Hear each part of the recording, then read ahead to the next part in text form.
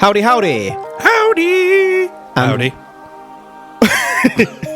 And welcome to But It Was Aliens, the extraterrestrial comedy podcast where we probe the aliens. I am your lead investigator for today, Kevin the Grey. Have we ever explained why they call me Kevin the Grey? Don't think we have. And if I'm correct, it's when we went to... I think we should just keep it as a mystery, like the Joker's origin. Thing Me. And it ended up becoming Fuck Christmas. Oh, God. I think that was the origin of Kevin the Grey. Ugh. Fuck Christmas. I think we should make different origins every time. I'm down with that. So, for example, I'm an alien wizard. No. Well, I just know. You were birthed from one grey pube. You may have noticed by this point that I have someone else with me. That would be my trusty co-host, Granville Moonwalker. You are a favourite amongst men with grey beards. I've really started something here, haven't I? Yes, you have. Have we ever explained why you're called Moonwalker? We're not going to. We're going to leave it as it is. No one will ever know. You may or may not have introduced Michael Jackson to Neil Armstrong at a party. Didn't do that. At a party, you once walked across 16 people's arses, all in a line. Oh, God. During the Clone Wars, you moved in 8080. Okay, I'm good with mine. Mine sound pretty cool. Because I'm nicer than you asshole. Anywho, on this show, we investigate alien reports throughout history. Sometimes we go back in time, sometimes we go forward in time, but you wouldn't have heard that yet.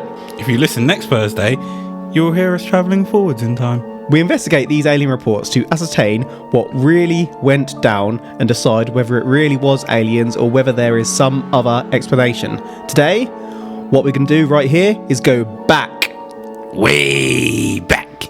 Back into time. Now, baby, now, baby, now, baby, now. I wasn't sure if I could get you to do that bit. Let me tell you about Villas Boas. As in ex-shit football team Tottenham Hotspur Villas Boas. Aha. Villas Boas did not used to manage football teams, for his first name was Antonio. Antonio actually lived between 1934 and 1991, and our story focuses upon his time in São Francisco de Sales, Brazil. Antonio was a farmer. Who had a farm, E-I-E-I-O. And on that farm he had a sheep. I'm done. Oh. E-I-E-I-O. At the age of 23, Antonio... For some reason I thought you were going to carry it on in the melody of Old MacDonald. Antonio was working at night to avoid the steamy hot temperature of the Brazilian day. 10 nights prior to our main event, Antonio and his brother reported seeing a strange white light in the sky. Who did they report it to? Each other. And their family. As Antonio looked at it through his window, it began moving toward him. And so Antonio and his brother hid. Clever. Admittedly, that's the first thing you'd... Well... It's the first thing you'd do. I was going to say, or leg it, but if you leg it, it can still see you and chase you. And you're inside, aren't you? Where are you going to leg it to? The farm. Hide amongst the animals. E-I-E-I-O. Knew that was cool. So, they saw this at night. What time of year was it? Do you know, I can't actually remember, and I know I looked at that. Because if it's... It's in the summery kind of time, I believe. Okay. Yeah, you could be working long nights. I would just question why you would be working on the farm at night. I'm sure I mentioned that. But then if you're just cleaning up or something like that. Oh, no, you did. Working at night to avoid the steamy hot temperature of the day. Exactly. Smart. I do apologise. So you should. So sincere. 9 days later, Antonio was out in the fields with his brother again. They noticed the white light again.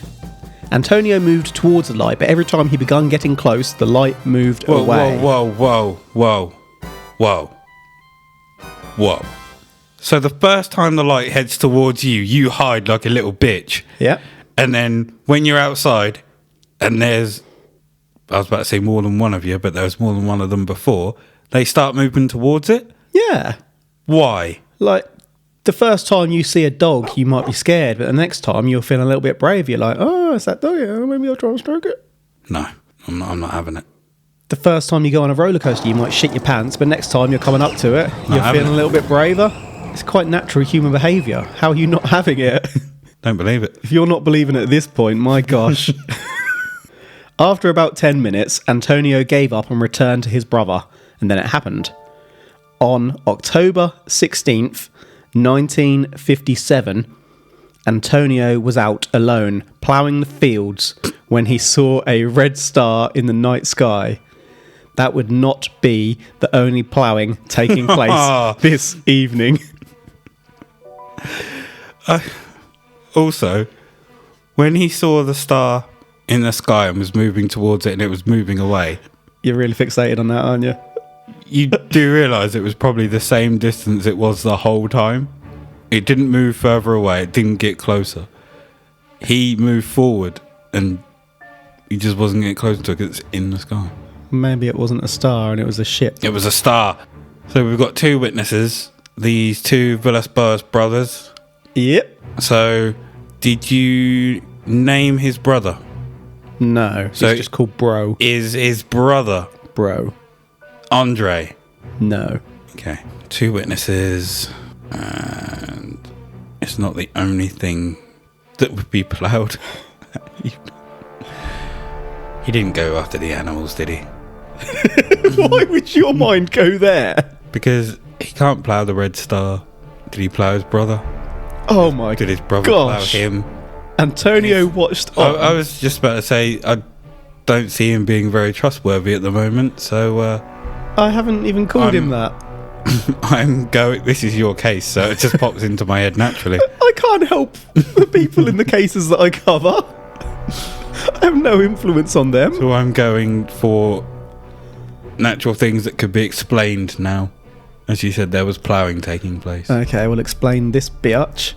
Antonio watched on as the red star grew larger and larger in the night sky, realising that the star was approaching him.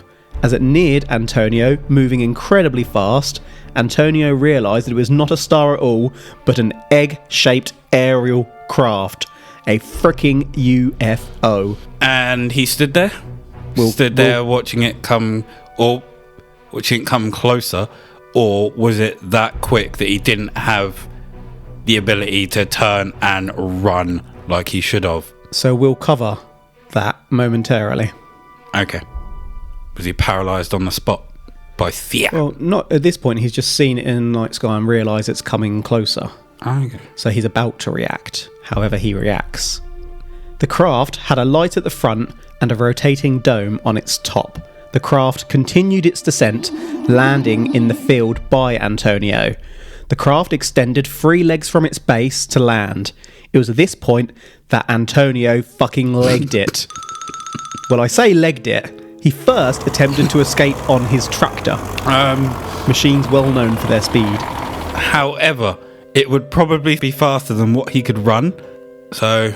Depends on the type of tractor. I'm going to say clever boy for now. Remember, this was 1957. Mm-hmm. He might have had a gimp leg. What's a gimp leg? Just a dodgy It dresses up in a black suit and ties an apple round its knee. One leg longer than the other, or from an old injury. A dud leg, yeah. Yeah, gimp leg. Wearing a nipple chain. Unfortunately, no sooner did the tractor begin to move that its lights and engine cut out. Antonio therefore got off and pegged it on foot. Antonio later explained that the craft moved so quickly that it had already reached him before he even had time to consider running. As Antonio did run, he was stopped by a 5-foot tall or 1.5 metre tall humanoid. The figure was wearing a boiler suit and a helmet. Its eyes were small and blue, and instead of speaking, it was making barking noises to communicate. 3 other figures suddenly joined the first humanoid, and together they dragged Antonio onto a retracting ladder and up inside their craft. So they didn't ask him to go with them? They might have. They just went and then grabbed him. It wasn't until it was mentioned in this probe, but the tractor cut out. Yep. The lights in the engine. Yep. They're not electronically controlled. We've had cars. Yeah, like that's what I mean. I don't know why it's only just dawned on me. Cars nowadays, They have electronics, but everything cuts out. But if you were to start a car up, Yeah. I suppose... It's similar to starting a tractor up. You turn a key. Yeah, but it's going off of petrol. There's no other electrics. It should just run. But then I don't know how... Unless... Tractors still have, like, speedos and dashboards and whatnot. Yeah, that can all cut out, but the engine should still be going, is what I'm saying. But... So you're saying every probe we've had where the engine cuts out... I'm now questioning... But that's controlled by an electronic system, isn't it? No. It is in a car. To an extent. When it hits... Not necessarily in a boat, depending on the type of boat. Because sometimes you get ones where you just literally have a motor on the back, don't you? The only thing I can think of is if the alternator cuts out, then the car would stop. Or cut out on an old one. Unless they're literally cutting the alternator. I think the idea is that whatever type of interference this is, cuts anything. It's just baffled me. That's all, and I have no idea why it's taken this long. Because it's my probe rather than your probe, which is where most of the cars have cut out in. That's why. Could it be? Okay, so boiler suit and helmet. Yes. Do you know what I think of when you say boiler suit and helmet? Your Friday night? Sundays. I don't know what they're called, which is really annoying. Aliens. But it's from Doctor Who. Okay, yeah.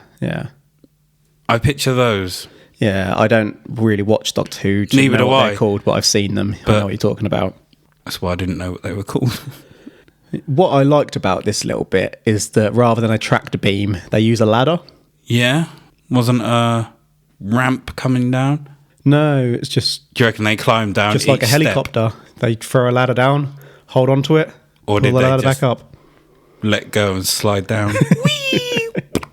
I thought there was one bit you were going to question, but you didn't. Was it the barking noises? Yeah. You accepted that happily. But then it's a language. You don't know what kind of sounds they're going to make, so you kind of have to accept it. Fair dues. Antonio recounted a detailed description. The suits were made of soft, thick, unevenly striped material. The garment reached to their necks, joined to a helmet made of a grey material that looks stiff. Ha ha! The helmets covered everything except for their light blue eyes. The helmets were tall, suggesting the heads were double the size of what a human head would be. Probably there was something hidden under those helmets. You know? You know. What? A head? So their eyes... Yeah, I suppose you wear helmets and your eyes can be seen. So that's... I'll run with that. He's alright for now. He's alright for now. Antonio said that there were 3 garden hose-like tubes coming from the middle of their heads. He goes on to describe them further in mind-boggling detail. One quirk he noticed is that the aliens couldn't touch the palm of their hands with their fingers. Their fingers wouldn't bend. They couldn't grip anything properly. What if they didn't need to? How so? In terms of... I don't know, their fingers were like suction. They had sticky pads. palms. Yeah. They literally... Spider-Man style. That would help it when they're jacking it. But then if their fingers couldn't bend, they couldn't point. Well, they could, couldn't they? They'd be constantly pointing. Yeah, but They just have to raise their arm or whatever. Is it point or... This way. The hand is fully out. It's a 4-finger point. I'm literally trying to point right now without bending my fingers. But they're still bending. I know. They got to stay like that, haven't they? Fully extended. This one. Antonio. I was about to say, did he try and tug at the tube? Not that I recollect. Antonio also flat out said that they had tight asses. That's a genuine quote.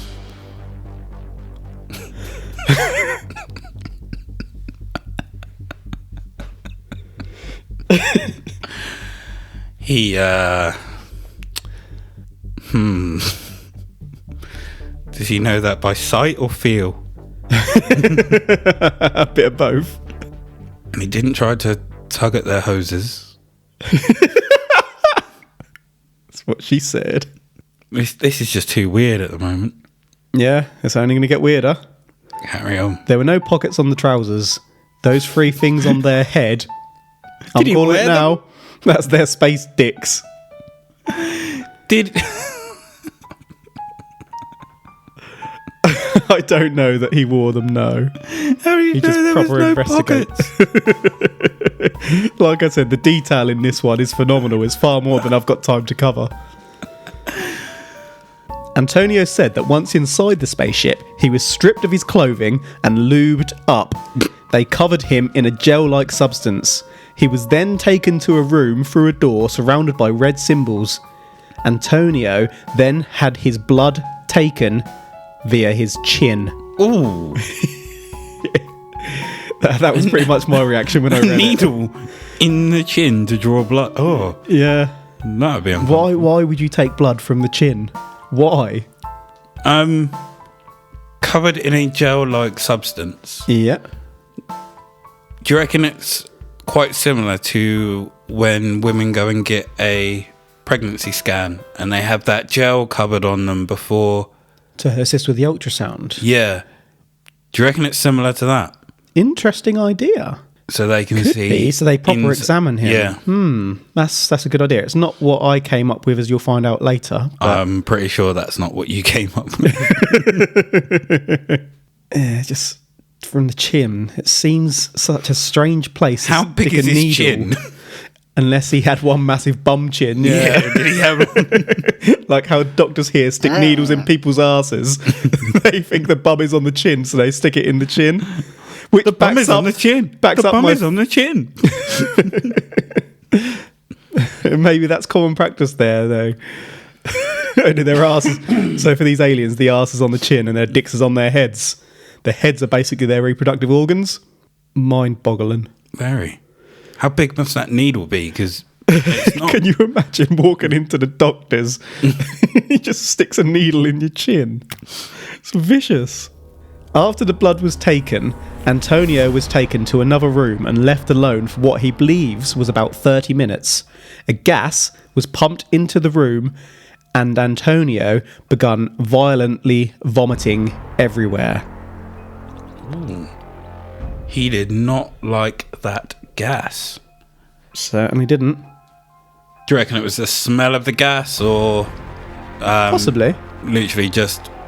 I wouldn't say what the gas was intended to do, but the chemicals of the gas that caused that. Yeah. Unless they didn't take blood out, they stuck something in his chin. Slash ass. They might have thought it funny to fart and pump the gas into the room. Doing an experiment where they just farted him. And that's what caused him to vomit. Space farts are the worst. After the 30 minutes, Antonio was joined in the room by another humanoid. Antonio described this one as very attractive. Oh, and naked. No pockets on the trousers for this one. Do we have more of a description of this humanoid? Yeah. This humanoid was about 5 feet in height with a pointy chin and blue eyes, similar to that of a cat. She had long white hair on her head. Her pubes were bright red.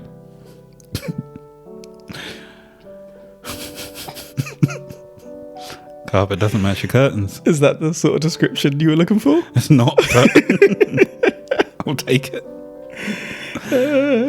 It's not the only taken. Does he mention if she was able to move her fingers? Not exactly. Because if she is, then is she the leader?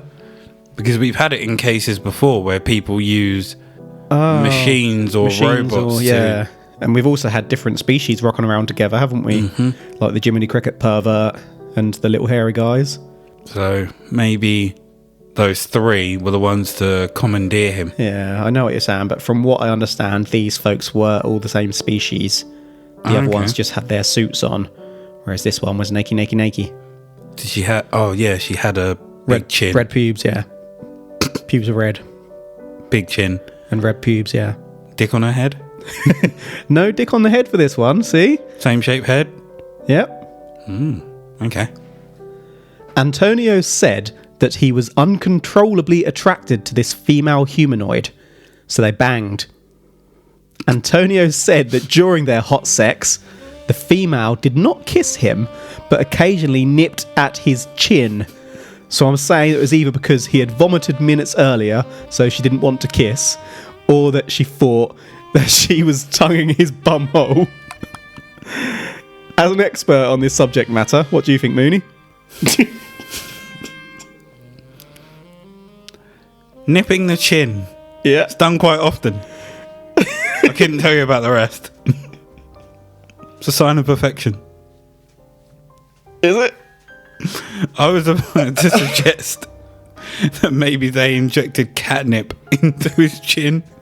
That's what had her nipping at it. She had cat eyes. Cat people! Wow! Oh. Did she speak to him? Or no. Is it literally she just walked over and he was hard and banged him? That was it, yep. Boom. Nipped his chin. But how... Okay, nipped his chin. Yeah. As in with her mouth or... With her mouth, fingers? Yes. Mouth. Okay. Strange. Yeah, so they take blood from the chin. Take blood from the chin. During sex, they nibble at the chin or nip the chin. So odd. Mm-hmm.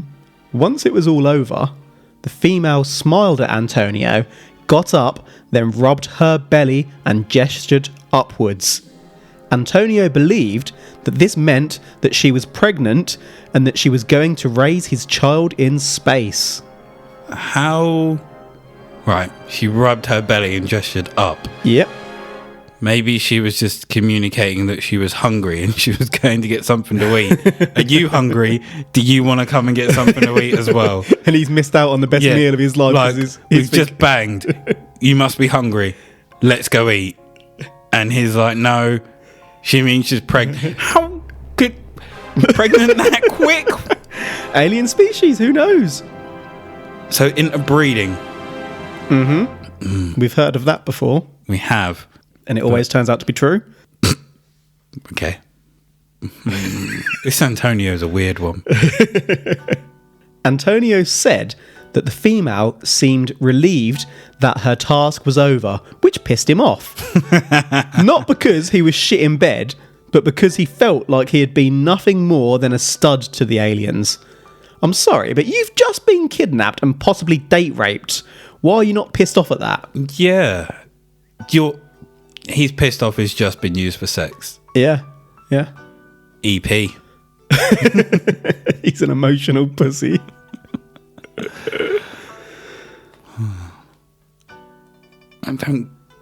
So what was he expecting? Was he expecting... Flowers? To be her boyfriend after that? I simply don't know. For her to go and live with him on the farm?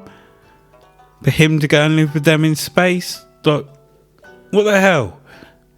Why does that never happen, actually? And why does no one ever get taken away with the aliens? I think you'll find they have. But they come back. Okay. Why don't they just go live with the aliens forever? Okay. What? Countered my fucking argument straight away. Bastard. Like, yeah, they come back. Fuck. The humanoids returned Antonio's clothes to him and then took him on a tour of the ship. During the tour...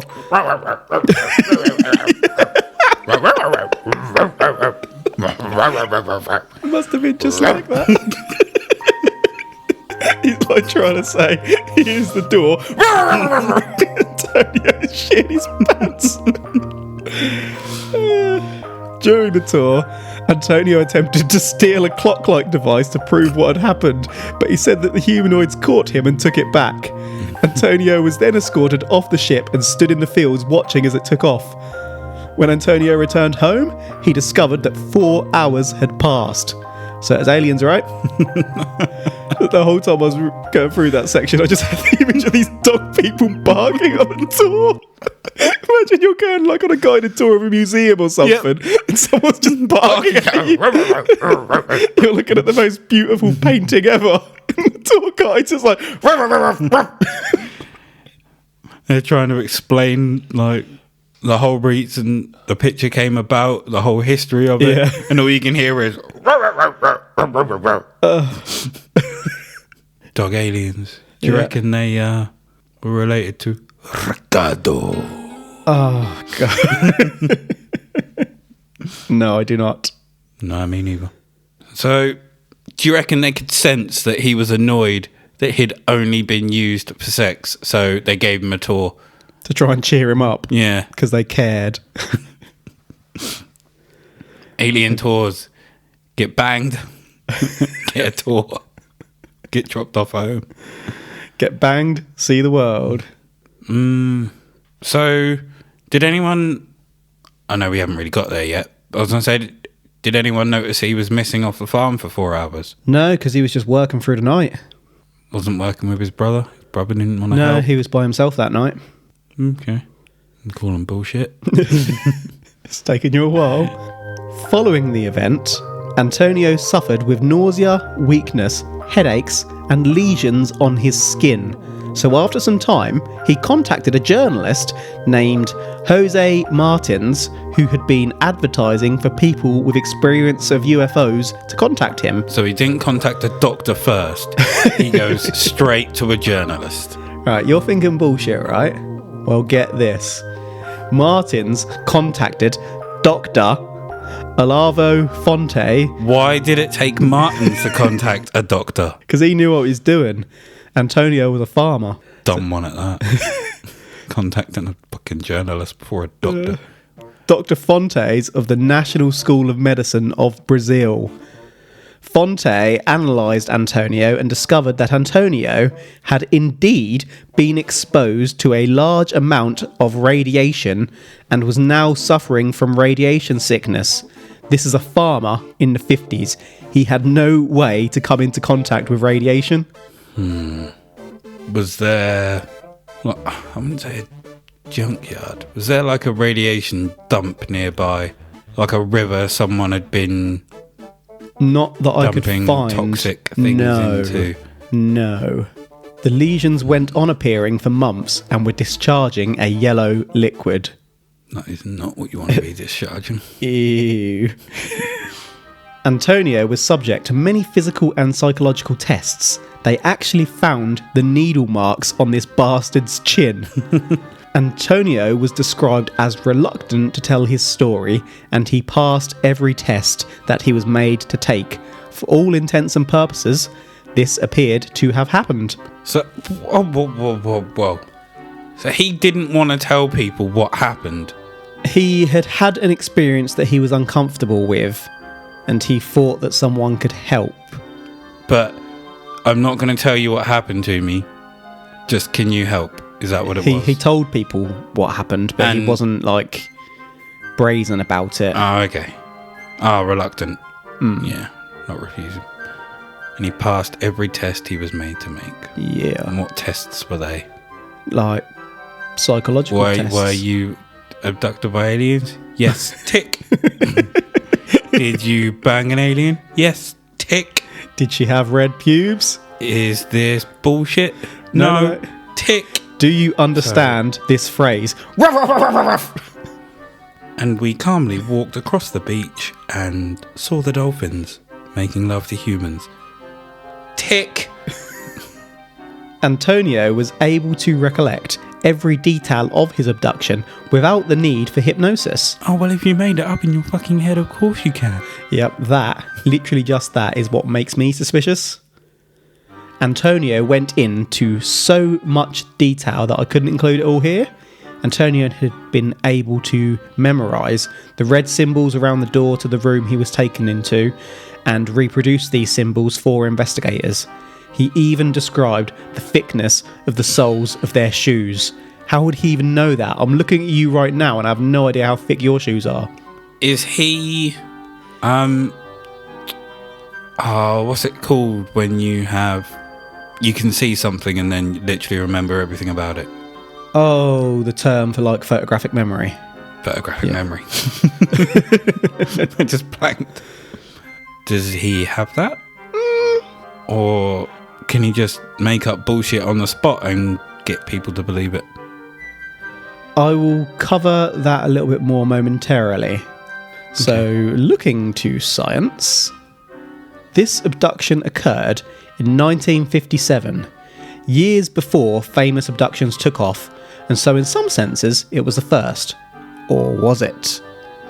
Looking to history, a researcher named Peter Rogerson documented that several months before Antonio shared his story, a similar story was printed in O Cruzeiro in November 1957.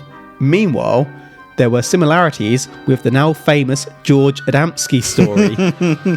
Adamski, remember, was giving lectures by the late 40s on UFOs and published books, I believe, in 1953 and 1955 about his experiences.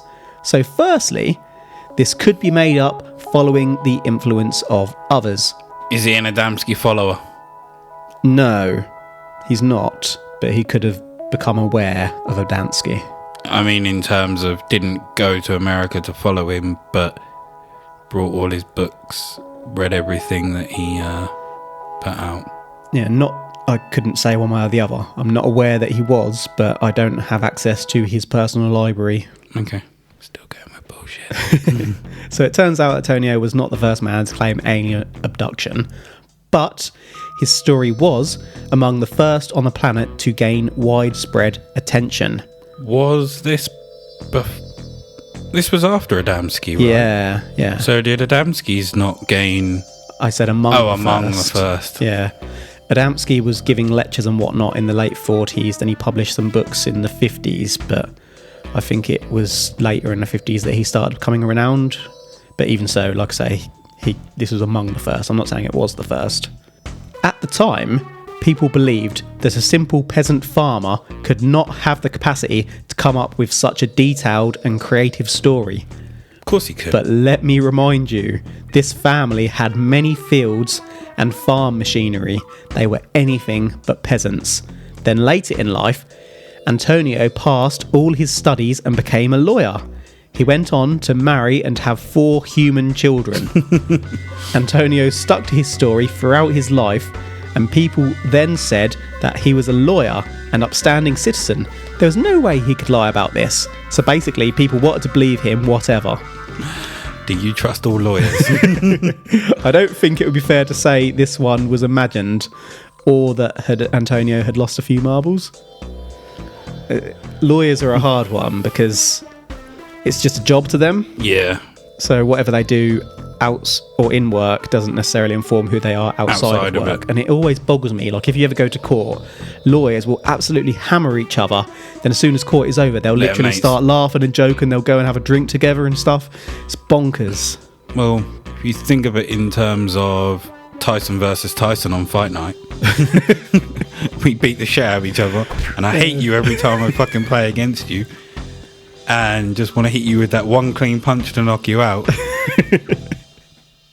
But then we just laugh about it after. Maybe it's their form of Fight Night. Did he make any money off this story? Not exactly that I could find, no. Because I'm wondering if the money from the story put him through law school. And that was the whole point of it. And then he couldn't turn around and say he was lying afterwards now that he's a lawyer because he's not going to get any work. So he's going to have to keep that story throughout the rest of his life. I've got nothing to back up that theory, but it is a good theory. I know it is. Because Because it's a logical theory. But then, how do you explain that radiation poisoning? I don't know. Maybe he was dicking a pig. Why would that give you radiation poisoning? A mutant pig. Maybe he went skinny dipping in a river and it just happened to have had toxic. So this one really confused me as to how he got radiation poisoning and his family didn't. I couldn't find if any chemicals from like the farming could have made him hallucinate. But even so, how did the bastard get it? What if it wasn't actually radiation poisoning, but at the time it mirrored radiation poisoning? Yeah. So they just assumed it was? Yeah. And he gave himself the lesions. I don't know why you'd want to do that. Yeah. But maybe it was just like I said, it was an effect from a chemical that just happened to mirror most of the effects from radiation poisoning. So you're going farm chemicals at this point? Got high off his own supply. Elements of the abduction can be explained with science too, you know. The gas pumped into the room has been speculated to be air to allow the female alien to breathe without her helmet. And the lube, the scientists and researchers thought may actually be some kind of disinfectant, a germicide to enable sexual contact. Alien lube. I was about to say he puked when the gas got pumped in. I suppose if it's just pure oxygen blasted into the room. But was he breathing in that? He didn't have a helmet on or anything. No, but he already had his air in there. Maybe they added some other chemicals to allow her to breathe too. Yeah, it could be. That's basically it. There we are. Antonio was abducted once and remembered it in great detail. After being taken, Antonio had blood taken from his chin. Antonio was then lubed up before doinking an alien. The alien possibly became instantly pregnant. Antonio gained radiation poisoning and had marks on his body, including the needle marks in his chin. But there is no other proof. During the banging, the alien nibbled at Antonio's chin, which they may have thought was Antonio's ass. Antonio was a bright spark who went on to become a lawyer, and Antonio always stood by his original story. Oh, and the alien had bright red pubes. Time to make an assessment. This is bright red bullshit. Maybe he injected himself or drew blood out of his own chin for the story. He's gone far there, hasn't he? But I suppose if you're just sticking a needle there and drawing blood, if you're a farmer, you're probably used to injecting needles into animals. So it's not really going to be much for you to turn and just inject a needle in your chin and draw some blood out. I've never worked on a farm, so I don't know if you do have to inject animals, but you'd be experienced in a lot of different manual labours, I guess, wouldn't you? So I think it's not a huge stretch to imagine someone poking their chin, is it? Nope. He wouldn't have even had to inject himself. He'd just got a pointy knife and gone boop boop. Yeah. To try and get his way through school. Give me some money! I think this is just, like you said, or not like you said, but with the radiation poisoning, I think it was just a reaction from another chemical. He's either made this whole story up or he's hallucinated it, and in thinking that they injected something into his chin, he's got a needle and tried to pull it out. I don't know. So are you saying that he's made it up, or are you saying that he's hallucinated it after getting sickness from farm chemicals? I think it's a bit of both. Okay. Is there any evidence of him doing drugs or anything? None at all, no. I was going to say maybe he injected himself with something beforehand and took a turn. Maybe he thought he could get superpowers. He's been reading too many of the new Marvel books or whatever was out. We've got about 12 theories going on here. Okay, let me sum this up. This is not aliens. Are you saying that it was aliens? I'm saying it was not aliens. Okay, what are you saying? It's not aliens. That's I it. appreciate that. I just want to know whether you think that he made it up or whether he experienced illness. I think he made it up. Fair dues. Yeah, I'm not saying that it was aliens either. It wasn't a difficult one to conclude on, but it was a tough one to explain some of the evidence. Antonio did seem a credible man, but the level of detail was bonkers in this one, beyond what you'd expect even a genius to recall. I think with alien sex ones, they are always so outlandish that your initial reaction is to call bullshit, but then there's the radiation poisoning and chin marks. I guess what I'd like to have seen were further examinations, like did they check for alien STDs, or scan the fields for evidence, probe Antonio? Give us enough to erase any uncertainty. Until they do, I struggle to get on board. I agree with you there. I'd definitely like to see the types of tests that they done on him. Just saying that he passed every check that they made. Well, we don't know what their checks were. Did they put him on a polygraph? We know that they're not 100%. You can, I wouldn't say you can con it, but you can fool a polygraph. It's just a stress measurement. So if your call come and collected, you're passing that. Or you can even just put pressure on to pass them, can't you? Just force the results, because they obviously measure the pressure that you're pushing on and your perspiration levels. So if you just strain your hands and push continually, you can force it. Force out the truth. Well, folks, thank you so much for tuning in to But It Was Aliens. As always, we will be back next Thursday. If you've enjoyed what we do and would like to help us out to continue the show, if you'd like to leave us a 5-star review on iTunes, that would be glorious. We are so thankful for all the positivity being received by us. We receive. And we really are putting a lot of time and effort into this to find new ways to grow and bring you more content. What would you do for a 5-star review? What would you do for a review? I wouldn't do this. But when you said that, the first thing that came to my head was lick your chin. Because I was thinking of the chin thing. What would you do? I would not allow that.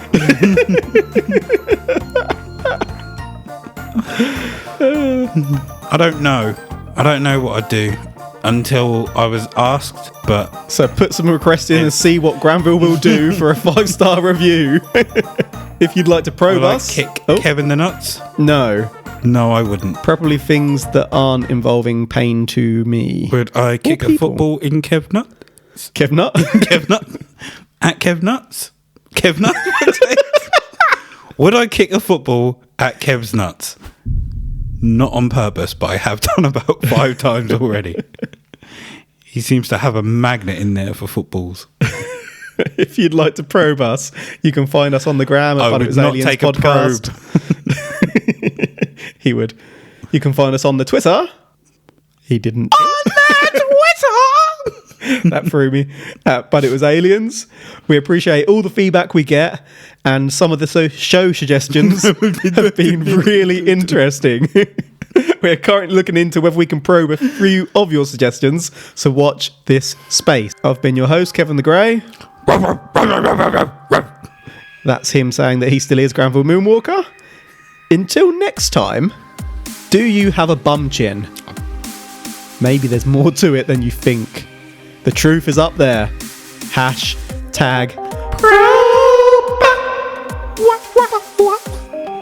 #probe.